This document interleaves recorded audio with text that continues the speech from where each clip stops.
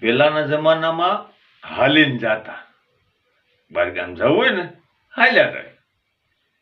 એમાં બે માણસ હાલીને જાય, કેળા હાલ્યા જાય, પગે આમ લીટા કરતા જાય ને વતરળા કરતા જાય ને ગપ્પા માર્યા જાય ને હાલ્યા જતા હતા.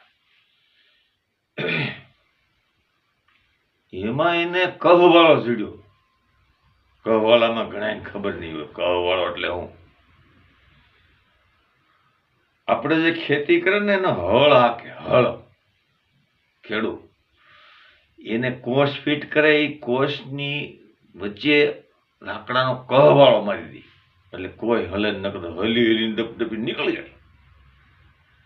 એને કહવાળો કહેવાય, મોટો બધો હોય. કહવાળો ચડ્યો એટલે કે આપણે તો કહવાળો ચડ્યો, કહવાળો ચડ્યો કે હા આપણે 10 વીઘા જમીન લેવી છે. હા 10 વીઘા આને પા કાંઈ નહીં, 10 વીઘા જમીન લેવી છે આપણે. હા પછી આપણે ખેતી કરીશું કહવાળો.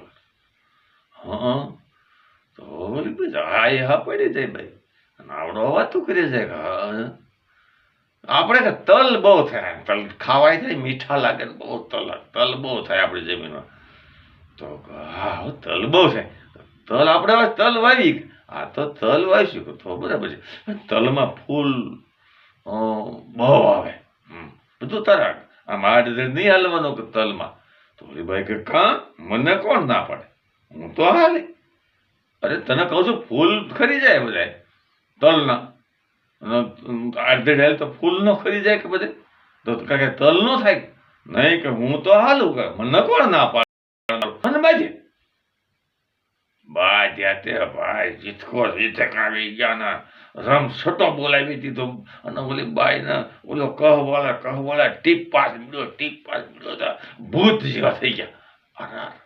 ઓલી બાઈ કહવાળા ખેંચીને કહ્યું ઘા ઘા કીધું ગયો કુવામાં. તો કુવામાં નાખી દીધો કહવાળો. હું તું ખેતી કરતી મારી ક્યાં કે ખેતી હતી ને ક્યાં હતું કે કહવાળો તું મને હોરી નાખી. આપણે કહવાળો